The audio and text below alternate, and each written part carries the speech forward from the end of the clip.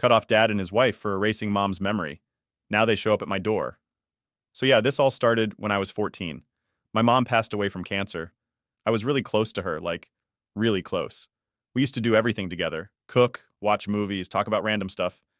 She was just the kind of person you wanted to be around, you know? So when she died, I felt like my whole world just kind of fell apart. It was like everything went quiet. And my dad, Robert, wasn't really there for me. He was distant, like emotionally shut off. I get that everyone grieves differently, but man, he was moving fast in ways that didn't sit right with me.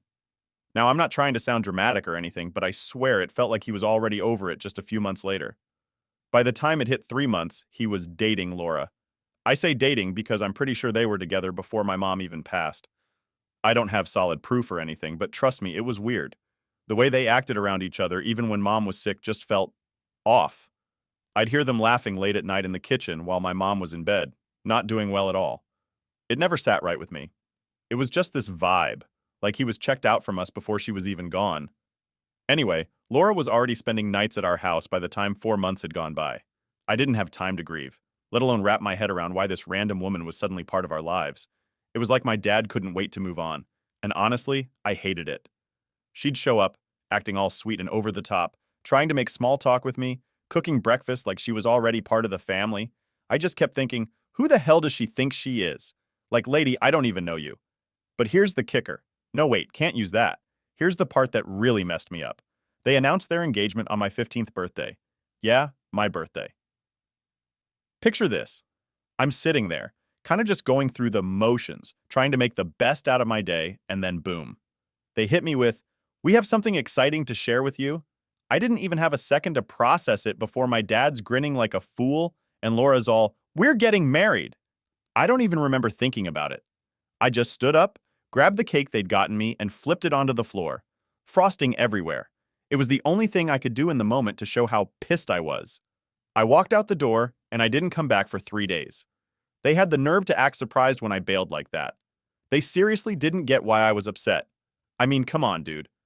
You announce your engagement to the woman you've been dating for a few months on my birthday, less than a year after my mom died? That's messed up, right? Anyway, after disappearing for a few days and crashing at my friend's house, I eventually had to come back. I guess they were about to report me as a missing person or something. The police were probably close to knocking on my door, so I figured it was time to face the music. When I got back, they tried to act like nothing happened, like we were just going to brush the whole thing under the rug and move on. But things didn't go back to normal, not for me. It got worse. They went out of their way to erase my mom from the house. I'm talking about her pictures, her clothes, even random things like the mug she used to drink from. Gone. One day I came home from school and the place looked like she never even existed. I lost my shit when I saw all of her stuff gone. I ran up to my room and found that they'd boxed up what little I had left of hers. Some of her personal stuff was just gone. And when I asked where they put it, Laura had the nerve to say something like, "It was time to move on." Move on? Seriously? It hadn't even been a year since she died, and they were already acting like I was supposed to just forget about her. I fought them hard on this one. I kept what little I could find: her necklace, a few photos I'd hidden away, and some letters she wrote me when I was younger. Everything else was either thrown out or packed into storage somewhere I didn't have access to. Then came the call her mom thing. Oh man, this is the part that really set me off. Laura and Robert started pushing this idea that I should be calling her mom, like as if that was just supposed to be a normal thing I'd adjust to. I wasn't having it. I made it very clear that she wasn't my mom and never would be, but they wouldn't let up. Every time I called her by her first name, Robert would get pissed. He'd go on these long rants about family unity and how I was disrespecting them by not giving Laura the title of mom. I wasn't disrespecting anyone. I was just trying to hold on to the one part of my real mom that was left, her place in my life. Laura started introducing herself as Jack's mom whenever we were out in public, which was super awkward. I'd always correct her right there, saying something like, no, you're not my mom. It got uncomfortable fast, but it was like she didn't even hear me. It was like I was just some rebellious kid acting out for no reason, but in reality, I was just trying to keep some connection to the mom I actually loved. By the time I was 16, the tension in the house was so thick you could cut it with a knife. I went 2 weeks without speaking to either of them. Not a word. I locked myself in my room, stayed out late, and pretty much just ignored their existence. Robert caved first. He came to me trying to fix things, saying he just wanted us to be a family. But it felt fake, you know? It was like he wasn't even really listening to why I was upset. He just wanted the peace and quiet back. Eventually, I turned 18 and got the hell out of there off to college. And man, I was done with them. I went low contact, only checking in when absolutely necessary. It wasn't about being petty or anything. It was about protecting myself. I just couldn't handle the fake family dynamic they were trying to push anymore. But of course, they weren't done with me. Not by a long shot. So, after I turned 18 and left for college, I thought I was finally free of all the drama back home. I could breathe again, you know? No more of that weird family dynamic, no more having to pretend like everything was fine when it wasn't. It felt like I was starting a new chapter. But of course, things didn't stay quiet for long. I went low contact with my dad and Laura. At first, it was just a few texts here and there, maybe a call on a holiday if I felt up to it. But they didn't like that. Laura especially. She would send these long messages like guilt-tripping me for not being more involved in family life. She'd throw in lines like, "We miss you so much, it's not the same without you." But it felt more like she just wanted to maintain control, you know? It was less about actually missing me and more about her trying to keep that fake, perfect family image. One time I got this super cringy message from her saying, "I know you're busy, but I'm still your mom, and I'm always here for you." Still your mom? I legit threw my phone down when I read that. I was like, how many times do I need to tell this woman she's not my mom? I ignored it, but it didn't stop. Every time she messaged me, it felt like she was just trying to force herself into a role that didn't exist. It was exhausting. Now let's fast forward to when I met Sarah, my fiance. We met during my second year of college, and things moved pretty fast between us. She's honestly the best thing that's ever happened to me. She knew from the start that I had issues with my dad and Laura, and she was super understanding about it. She respected my boundaries, didn't push me to reconnect with them, and just let me handle things at my own pace. So when we got engaged, I knew I had to tell my dad. I wasn't excited about it, but I figured it was better if he heard it from me rather than through the grapevine. I texted him the news, and no surprise, he didn't take it well. He called me right away, sounding all shocked, like, "Why didn't you tell us you were seeing someone?" I told him that my personal life wasn't any of their business, and that I didn't feel the need to keep them in the loop on every little thing. He hung up on me, and I thought, well, that's that. But of course it wasn't. A few days later, Laura did what she does best. Made it all about herself. She posted this long, over-the-top message on Facebook about how excited she was that her son was getting married. She threw in a bunch of stuff about how she couldn't wait to be a grandma and how proud she was of me for finding someone as special as Sarah. She even posted a picture of us that she somehow got her hands on, even though I never gave her any photos. I was furious.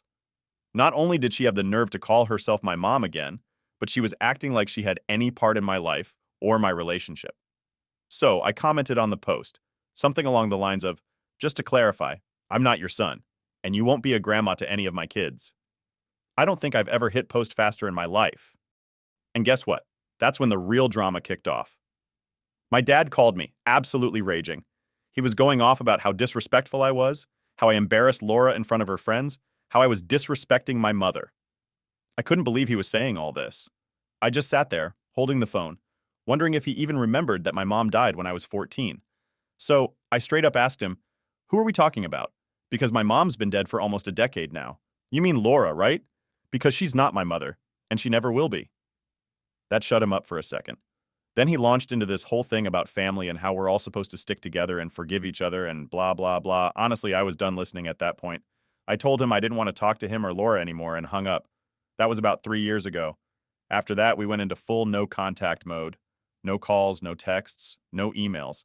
It was like they disappeared from my life, and honestly, it was a relief. I felt like I could finally breathe without them constantly trying to force a relationship that wasn't there. I didn't think they'd try to come back into my life after all that. I was wrong, so fast forward to now. Sarah's about 8 months pregnant, and we're getting everything ready for the baby. We've got the nursery set up, we're picking out names, and we're just enjoying this time together. And then, out of nowhere, they show up at my house. Yeah, you read that right. My dad and Laura somehow found out where I live.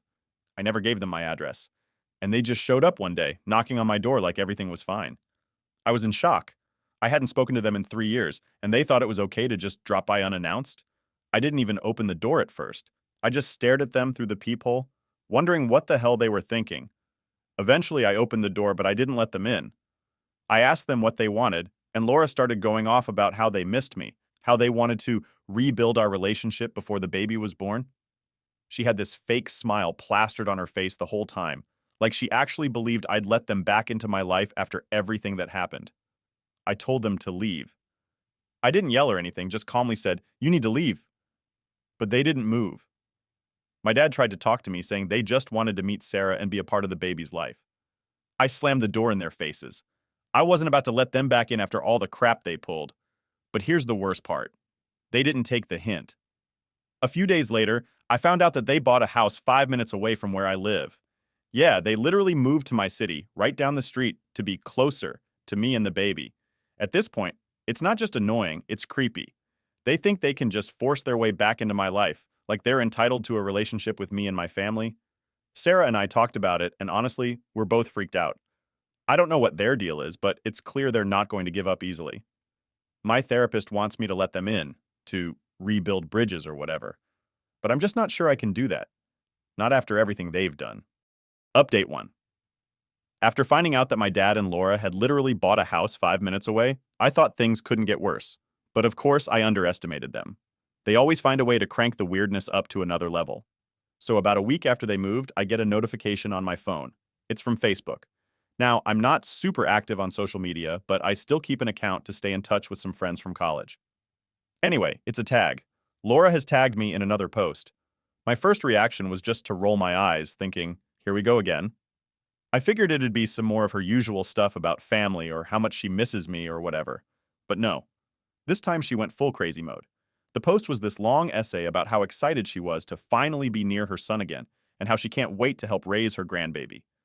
There was even a picture of their new house with a caption saying, "A fresh start for our family." She kept calling herself Mom throughout the post, which, let me remind you, she is not. There were also a bunch of pictures of me from my childhood. I have no idea where she even got them, like, they weren't on my Facebook, and I never gave her those pictures. I'm talking about baby photos, pictures of me at school, all sorts of stuff I haven't even looked at in years. The comments were wild, too. It was all her friends hyping her up, saying stuff like, "Oh, it's so beautiful that you're reconnecting with your son," and "You're going to be such a great grandma, Laura." It was like this whole delusional love fest. I was just sitting there, staring at my phone, absolutely dumbfounded. Sarah was sitting next to me on the couch, and I showed her the post. Her face went from confusion to anger in about 5 seconds flat. She asked, "What the hell is this? How is she posting all this without even talking to us?" I didn't have an answer. I didn't even know where to start. I was already pissed off, but seeing Sarah so upset made it worse. This wasn't just about me anymore. This was about our family. Our baby. Laura was crossing every boundary possible. And my dad? He was nowhere to be seen, but I knew he was enabling all of it. So I did what I do best when I'm pissed off. I commented. It wasn't long or anything, just straight to the point. "I don't know where you got these pictures, but I never gave them to you. You are not my mom, and you will not be involved in my child's life." Simple, right? Just a factual statement. I thought that would be the end of it, but nope. That only made things worse. Laura deleted my comment within minutes. Then she sent me this massive, guilt-trippy DM about how hurtful I was being, how I needed to grow up, and how she was only trying to rebuild our family for the sake of the baby. She went on and on about how I was pushing her away for no reason, how I was being cruel to my dad, and how this was going to hurt the baby in the long run.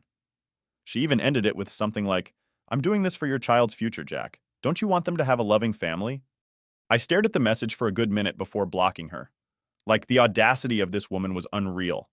I hadn't talked to her in 3 years, and she still thought she had some right to dictate how I was going to raise my child? It was infuriating. But that's not where it ended, because right after I blocked her, my dad called. Of course, he had to get involved. He went off, telling me I was being unreasonable, how Laura was just trying to be part of the family, how I needed to let go of the past and move forward. He said all the same stuff he's been saying for years, but this time, it felt worse. He kept pushing this idea that I was the problem, that if I just accepted Laura as my mom, everything would be fine. I lost it. I yelled into the phone, something I hadn't done in a long time. I told him that Laura was never going to be my mom, no matter how many houses they bought near me or how many fake social media posts she made. I told him that this was the last straw, that I was done with both of them, and if they kept trying to force themselves into my life, there'd be consequences. He tried to play the victim, like always. Said something like, "You're tearing this family apart, Jack. Can't you see how much Laura loves you?" That set me off even more. I'm tearing this family apart? I haven't even been part of the family in years. You tore it apart when you let her move in and try to replace Mom." He went quiet for a second. Then he said something I'll never forget. He said, "Your mother's gone, Jack. Laura is here now. She's your family, and you need to get used to that." That was it for me. I hung up. I couldn't listen to any more of his crap. I was done trying to make him see reason. If he wanted to live in this delusional world where Laura was my mom, fine. But I wasn't going to be part of it. I went back to Sarah and told her everything. We sat there, just staring at each other, trying to process how far this had gone. We agreed that we needed to cut them out completely, like no contact whatsoever. It wasn't just about protecting ourselves anymore. It was about protecting our baby. I didn't want my kid growing up with these toxic people trying to worm their way into our lives. But the thing is, cutting them off wasn't going to be that easy. They were 5 minutes away. They knew where we lived. They had already started showing up unannounced, and now they were posting pictures of me from my childhood without my permission. It was clear they weren't going to stop unless we took serious action. We decided to lock down all of our social media accounts. We set everything to private, unfriended anyone who might leak information to them, and told our close friends and family to keep things on the down low. It was extreme, but at this point, we didn't have a choice. The next few days were tense. Every time there was a knock at the door, my heart would race, thinking it was them. We even bought a security system to make sure they couldn't sneak up on us. Sarah was stressed out, and it was affecting her pregnancy. I felt like crap for dragging her into this, but I didn't know what else to do. Then, just when I thought things were starting to calm down, we got another surprise. Update 2. So, after all the social media stuff and cutting them off, I thought maybe, just maybe, they'd finally get the hint and leave us alone. Sarah and I locked everything down, blocked them everywhere, and we even told my in-laws what was going on, just in case they tried to go through them. Things were tense, but I felt like we had taken the right steps to keep them out of our lives. But of course, they weren't done. I should have known better. It was a Saturday morning, and Sarah and I were having a quiet breakfast. She was 8 months pregnant at this point, so we were just trying to enjoy the calm before the storm of becoming parents. Just chilling, having coffee, talking about baby names. Everything was good. For once, we were feeling at peace. Then there was a knock at the door. At first, I didn't think much of it. We weren't expecting anyone, but sometimes deliveries come early, or maybe it was a neighbor or something. But when I got up to check, my stomach dropped. I knew. Somehow, I just knew it was them. I looked through the peephole, and there they were. My dad and Laura, standing on my front porch like they hadn't been blocked from my life for the last few weeks. I felt my heart start pounding. They had no reason to be here. I hadn't invited them, and we hadn't talked. They were not supposed to be anywhere near us. I didn't even open the door at first. I just stood there frozen, staring at them. Sarah called from the kitchen, asking who it was, and I told her to stay put. She knew by the tone of my voice that something was wrong. I could hear her get up from the table, but I didn't want her to deal with this. She had enough stress already. So I opened the door just a crack, enough to let them know I wasn't planning to let them in. My dad was the first to speak. "Jack, we need to talk." I didn't even respond. I just stared at him, trying to hold back the urge to slam the door in his face again. Laura stood behind him, clutching a gift bag, like this was some kind of casual visit and not a complete violation of my boundaries. "Why are you here?" I asked, trying to keep my voice calm, though I was anything but. My dad sighed, like he was the one being inconvenienced. "We just wanted to check on you and Sarah. We know the baby is coming soon, and we wanted to be here for you." Be here for me? Are you kidding me? After everything they'd done, after all the disrespect and manipulation, now they wanted to act like they were some kind of supportive family? "I told you we're done," I said, trying to keep it together. "You have no right to be here. We don't want you involved." Laura stepped forward, holding out the gift bag like that was going to make everything better. "It's just a few things for the baby. We want to help. You don't need to push us away, Jack." I shook my head, not even looking at the bag. "Take that and leave. I don't want anything from you." This is when Laura did what she always does. She tried to guilt trip me. Her voice got all soft, and she started with the waterworks. "I just don't understand why you hate me so much," she said. "I've always tried to be there for you. I've always treated you like my own son." I almost laughed. "Treated me like your son?" I said, feeling my blood boil. "You tried to erase my mom from our lives the second you moved in. You tried to replace her, and now you're trying to act like you're this perfect grandma. You're delusional." My dad jumped in at this point, trying to calm me down, as if I was the one being irrational. "Jack, we're family. Families have disagreements, But that doesn't mean you can just cut us out. We're here because we care about you. I wasn't having it. You don't care about me, I snapped. If you did, you would have respected my boundaries years ago. But no, it's always about what you and Laura want.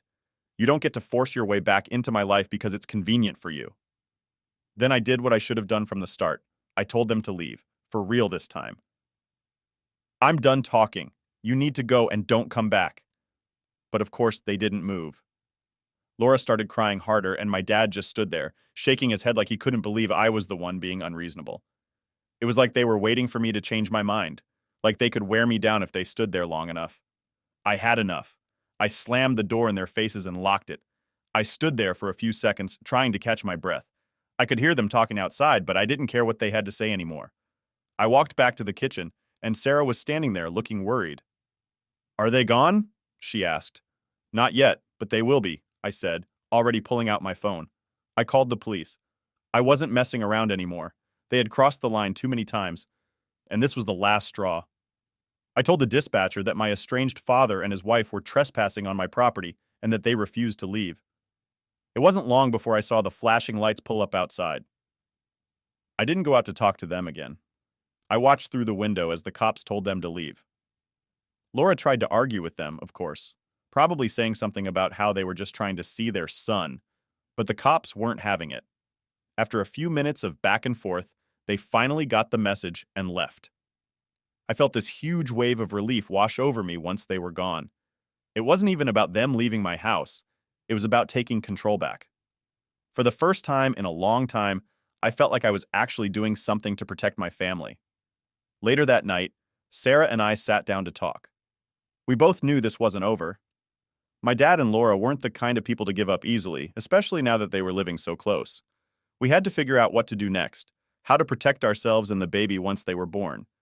We talked about a restraining order, but we knew that wouldn't be easy to get without more concrete evidence of them harassing us. Still, it was something we were willing to look into. I wasn't about to let them ruin the life Sarah and I were building. I didn't want my kid growing up with toxic people trying to manipulate them, just like they did with me. I knew what I had to do to keep my family safe, even if it meant cutting out my own father for good. Update 3. After the cops told them to leave, I thought maybe, just maybe, this nightmare would finally be over. I mean, when the police get involved, most people would back off, right? But no, not my dad and Laura. They're too stubborn for that. A couple of days passed, and things were quiet. Sarah and I were on edge, though. We knew that just because they were told to leave once didn't mean they were going to stop. I could feel it. Every time the doorbell rang, or I got a notification from our security camera, my heart would race. I hated that I felt like a prisoner in my own home, waiting for the next thing they'd try. Then, just when things seemed to calm down, I got a letter in the mail. It was from a lawyer, their lawyer. I almost laughed when I opened it. I was half expecting a restraining order or something, but nope. It was a letter requesting mediation. Mediation? Are you serious? According to the letter, my dad and Laura wanted to sit down with me and Sarah to resolve our family conflict in a calm and civil environment. I couldn't believe it. They had the nerve to go through a lawyer to try and force us into some kind of sit-down, like we were on a bad reality show. The lawyer's letter made it sound like I was the problem, like I was the one who had cut them off without reason, and now it was time to make amends. I showed the letter to Sarah, and she just shook her head. What do they think this is? Some kind of intervention? I guess they think they can guilt us into sitting down with them, I said, but there's no way I'm doing that. We sat down and talked about it. I wasn't about to give in to their demands. They didn't get to dictate how I handled my life, and they sure as hell weren't going to force me into some fake mediation session where they could play victim. But we knew we couldn't just ignore the letter. We needed to handle this the right way, legally. So we contacted our own lawyer. I wanted to be sure that whatever we did, we had a clear plan in place. Our lawyer told us that mediation wasn't something we could be forced into. It was just a request, and we had every right to decline. But he also suggested that we consider going for a restraining order, given everything that had happened so far. I was all for it. I wanted to put a stop to this, once and for all. The process wasn't easy, though. Restraining orders aren't just handed out. We needed evidence that they were harassing us, and the visit from the police helped, but it wasn't enough on its own. That's when our lawyer suggested something that made my skin crawl. He said we might need to let them make another move. He didn't mean anything dangerous, but something that would show a clear pattern of harassment. I hated the idea. The last thing I wanted was to sit around and wait for them to show up again, but it was the best option we had if we wanted to get the restraining order in place. And like clockwork, they didn't disappoint. About a week later, Sarah and I were in the middle of setting up the nursery.